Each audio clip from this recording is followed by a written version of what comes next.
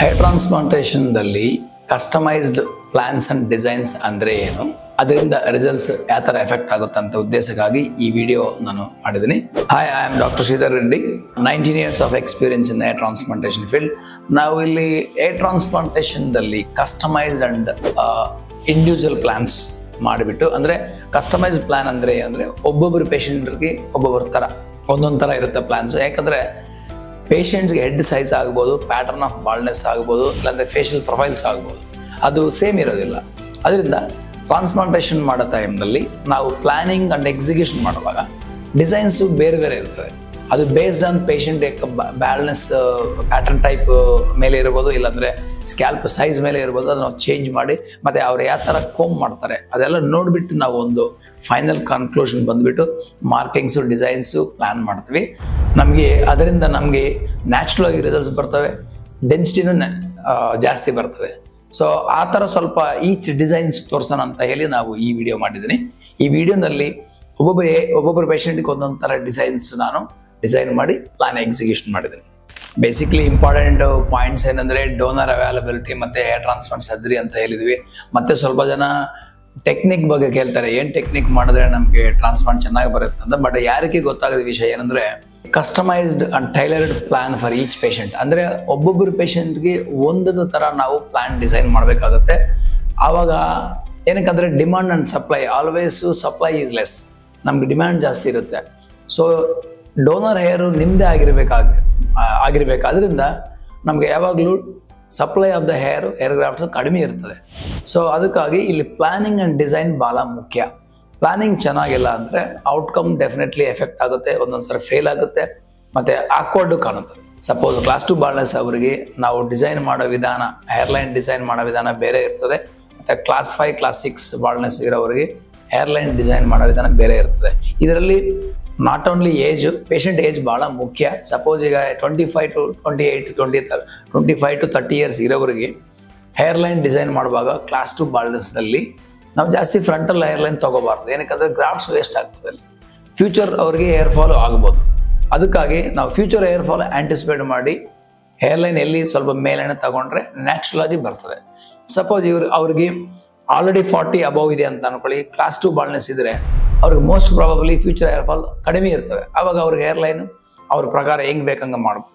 ಅದರಿಂದ ಈ customised plan also goes with patient age ಪ್ರಕಾರ ನಾವು ಒಂದು ನೋಡಬೇಕಾಗುತ್ತದೆ. ಮತ್ತು ಎರಡನೇ ಪಾಯಿಂಟು, ಅವರಿಗೆ ಬಾಲ್ನೆಸ್ ಪ್ಯಾಟರ್ನ್ ಯಾವ ಥರ ಇದೆ, ಕ್ಲಾಸ್ 2ನಾ, ಕ್ಲಾಸ್ 3ನಾ, ಕ್ಲಾಸ್ 4ಆ, ಕ್ಲಾಸ್ 5, ಕ್ಲಾಸ್ 6, ಕ್ಲಾಸ್ 7 ಇದೆಯಾ. ಸೊ ಇದೊಂದು ಪ್ಯಾಟರ್ನ್ ಮೇಲೆ ನಾವು ಹೇರ್ಲೈನ್ ಡಿಸೈನ್ ಮಾಡಬೇಕು. ಯಾಕಂದರೆ ಹೇರ್ಲೈನ್ ಡಿಸೈನ್ ಮೇಲೆ, ಪ್ಲೇಸ್ಮೆಂಟ್ ಮೇಲೆ ಗ್ರಾಫ್ಟ್ ಡಿಮಾಂಡ್ ಕಡಿಮೆ ಅಂಡ್ ಜಾಸ್ತಿ ಆಗುತ್ತೆ. ಸಪೋಸ್ ಹೇರ್ಲೈನ್ ಕೆಳಗಡೆ ತಗೊಂಡ್ರೆ ಗ್ರಾಫ್ಟ್ಸ್ ನಮ್ಗೆ ಜಾಸ್ತಿ ಬೇಕಾಗ್ತದೆ. ಸೊ ಇದೊಂದು. ಮೂರನೇ ಪಾಯಿಂಟ್ ಏನಂದರೆ ಪೇಷಂಟ್ ಹೇರ್ ಟೆಕ್ಸ್ಚರ್ ಕಂಡೀಷನ್ ಏನು, ಮತ್ತು ಅವರು ಯಾವ ಥರ ಕೋಮ್ ಮಾಡ್ತಾರೆ, left to right side comb ಮಾಡ್ತಾರೆ, ಮತ್ತು left to back side comb ಮಾಡ್ತಾರೆ, ಇಲ್ಲಾಂದ್ರೆ ಬ್ಯಾಕ್ ಸೈಡ್ ಕಂಪ್ಲೀಟ್ಲಿ ಕೋಮ್ ಮಾಡ್ಕೊತಾರೆ. ಇದೆಲ್ಲ ಒಬ್ಬೊಬ್ಬರು ಪೇಷಂಟ್ಸ್ಗೆ ಒಂದೊಂದು ಥರ ಅವ್ರ ಮೈಂಡ್ನಲ್ಲಿ ಇರುತ್ತೆ. ಮತ್ತು ಡಿಪೆಂಡಿಂಗ್ ಆನ್ ಹೇರ್ ಟೆಕ್ಸ್ಚರು ಅವರು ಸ್ವಲ್ಪ ಅದು ಚೇಂಜ್ ಮಾಡ್ಕೊತಾರೆ. ಅದನ್ನು ಡಾಕ್ಟ್ರು ಸ್ವಲ್ಪ ಆ್ಯಂಟಿಸಿಪೇಟ್ ಮಾಡಬೇಕು. ಇದರಲ್ಲಿ ಬರೀ ಸರ್ಜರಿ ಒಂದೇ ಅಲ್ಲ, ಸ್ವಲ್ಪ ಕಲಾತ್ಮಕವಾಗಿ ಅಂದರೆ ಆರ್ಟಿಸ್ಟಿಕ್ ಆಗಿ ನಾವು ಡಿಸೈನ್ ಮಾಡಬೇಕಾಗುತ್ತೆ. ಮೇನ್ ಇಂಟೆನ್ಷನ್ ಏನಲ್ಲ ಇದರಲ್ಲಿ ಅಂದರೆ ನಾವು ಇರೋ ಹೇರಿಂದ, ಅಂದರೆ ಅವೈಲಬಲ್ ಗ್ರಾಫ್ಟ್ಸಿಂದ ನಾವು ಮ್ಯಾಕ್ಸಿಮಮ್ ಬೆನಿಫಿಟು ಪೇಷಂಟ್ ಕೊಡಬೇಕು. ಮತ್ತು ಅದು ನ್ಯಾಚುರಲ್ ಆಗಿ ಇರಬೇಕು. ಅಂದರೆ ಯಾರು ಕಣ್ಣಿರಬಾರ್ದು, ಯಾರಿಗೆ ಗೊತ್ತಾಗಬಾರ್ದು ಟ್ರಾನ್ಸ್ಪ್ಲಾಂಟ್ ಮಾಡಿದೆ ಅಂತ.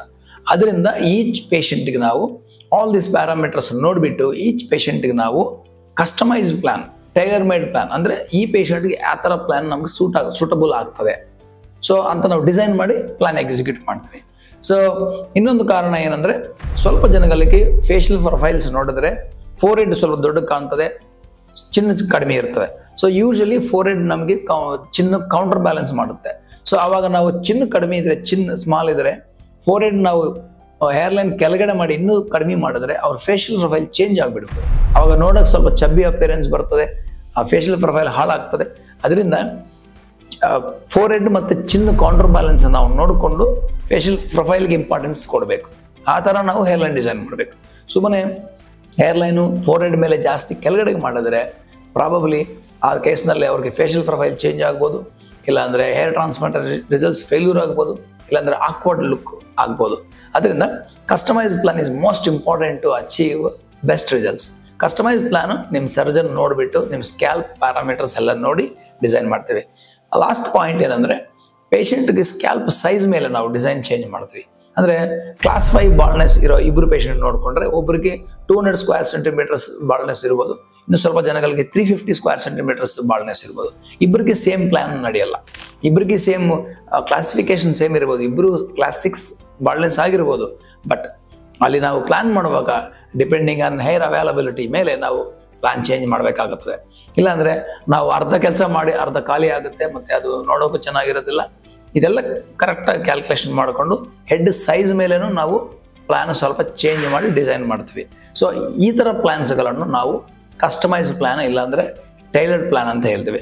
ಅದಕ್ಕಾಗಿ ಸುಮ್ಮನೆ ನಂಬರ್ ಆಫ್ ದ ಗ್ರಾಫ್ಟ್ ಜಾಸ್ತಿ ಇಂಪ್ಲಾಂಟ್ ಮಾಡಿದರೆ ನಮ್ಮ ಟ್ರಾನ್ಸ್ಪ್ಲಾಂಟೇಷನ್ ಸಕ್ಸಸ್ ಆಗೋದಿಲ್ಲ. ಟ್ರಾನ್ಸ್ಪ್ಲಾಂಟೇಷನ್ ಸಕ್ಸಸ್ ಆಗಬೇಕು ಮತ್ತು ನ್ಯಾಚುರಲ್ ಆಗಿ ಕಾಣಬೇಕಂದ್ರೆ ಕಸ್ಟಮೈಸ್ ಟೈಲರ್ ಪ್ಲ್ಯಾನ್ ಡಿಸೈನ್ ಮಾಡಿ ಅದ್ರ ಪ್ರಕಾರನೇ ನಾವು ಟ್ರಾನ್ಸ್ಪ್ಲಾಂಟೇಷನ್ ಮಾಡಬೇಕಾಗ್ತದೆ. ಅದರಿಂದ ನಿಮಗೆ ಬೆಸ್ಟ್ ಬೆನಿಫಿಟ್ಟು, ನ್ಯಾಚುರಲ್ ಡೆನ್ಸಿಟಿ ಮತ್ತು ಲಾಂಗ್ ಲಾಸ್ಟಿಂಗ್ ರಿಸಲ್ಟ್ಸು ನಿಮಗೆ ಇರ್ತವೆ.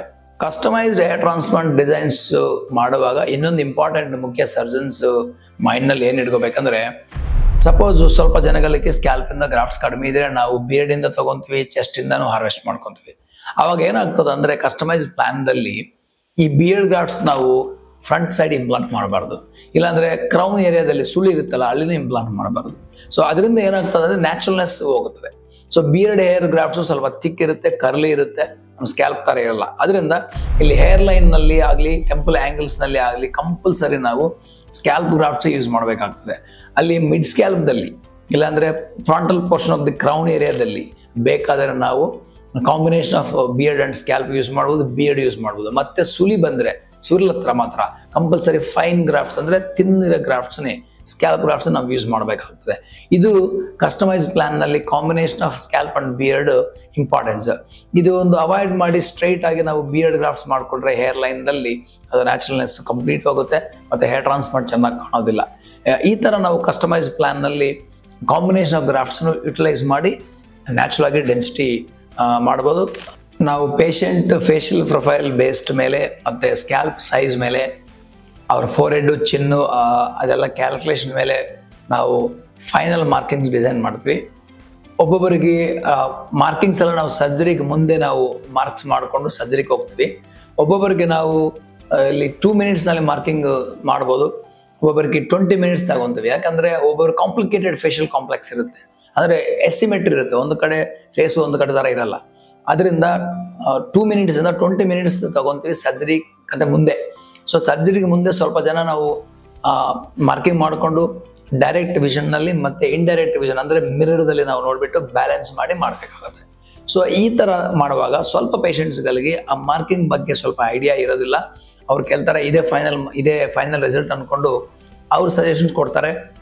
ಅವಾಗ ಏನಾಗುತ್ತೆ ಅಂದರೆ ಸ್ವಲ್ಪ ಅಮೆಚೂರ್ ಡಾಕ್ಟರ್ಸ್ ಆಗ್ಬೋದು, ಇಲ್ಲಾಂದರೆ ಸ್ವಲ್ಪ ಡಾಕ್ಟರ್ಸ್ ಇಲ್ಲದಂಥ ಕ್ಲಿನಿಕ್ಸಲ್ಲಿ ಹೋಗಿದ್ರೆ ಅವ್ರು ಏನು ಮಾಡ್ತಾರೆ, ಮಾರ್ಕಿಂಗೇ ಮಾಡೋದು ನೀವು ತೋರಿಸೋದಿಲ್ಲ, ಡೈರೆಕ್ಟಾಗಿ ಆಪರೇಷನ್ ಥಿಯೇಟರ್ ಒಳಗೆ ಹೋಗಿ ಮಾರ್ಕಿಂಗ್ ಮಾಡಿಬಿಟ್ಟು ನಿಮ್ಮ ಟ್ರಾನ್ಸ್ಪ್ಲಾಂಟೇಷನ್ ಅವಾಗ ಹಾಳಾಗುತ್ತೆ.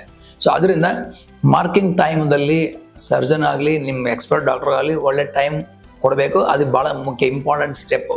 ಸೊ ಅಲ್ಲಿ ಮಾರ್ಕಿಂಗ್ ಮಾಡೋ ಟೈಮ್ದಲ್ಲಿ ನಿಮ್ಗೆ ಕಾಣದ ಲೈನ್ ಇದೆಯಲ್ಲ ಅದು ಫೈನಲ್ ರಿಸಲ್ಟ್ ಅಲ್ಲ. ಯಾಕಂದರೆ ಫೈನಲ್ ರಿಸಲ್ಟ್ ಹೆಂಗೆ ಬರ್ತದೆ ಅಂದರೆ 8 ತಿಂಗಳಾದಮೇಲೆ ಬರ್ತದೆ. ಅದು ನಮ್ಮ ಸರ್ಜನ್ಸ್ಗೊಂದು ಐಡಿಯಾ ಇರ್ತದೆ. ಅದು ಪ್ರಕಾರ ನಾವು ಬೇಸ್ ಮಾಡಿಕೊಂಡು ನಾವು ಮಾರ್ಕಿಂಗ್ಸ್ ಮಾಡ್ಕೊತೀವಿ, ಹೇರ್ಲೈನ್ ಆಗಲಿ ಏನಾದ್ರಾಗಲಿ. ಅದು ಪೇಷಂಟ್ ಭಾಳ ಜನಕ್ಕೆ ಅರ್ಥ ಆಗೋದಿಲ್ಲ. ಅವರು ಈ ಫೈನಲ್ ಮಾರ್ಕಿಂಗ್ ಇದೆ ಅನ್ಕೊಂಡು ಆ ರಿಸಲ್ಟ್ಸ್ ಅಲ್ಲಿಂದ ಶುರು ಆಗುತ್ತೆ ಅನ್ಕೊತಾರೆ. ನಾವು ಮಾರ್ಕ್ ಮಾಡುವಾಗ ಏರಿಯಾದಲ್ಲಿ ರಿಸಲ್ಟ್ಸು ಕಾಣೋದು ಅದೊಂದು ಬೇರೆ ಥರ ಇರ್ತದೆ. We have an idea about it. ಅದರಿಂದ ಈ ಸ್ಟೆಪ್ ಭಾಳ ಇಂಪಾರ್ಟೆಂಟು ಹೇರ್ ಟ್ರಾನ್ಸ್ಪ್ಲಾಂಟೇಷನ್ದಲ್ಲಿ.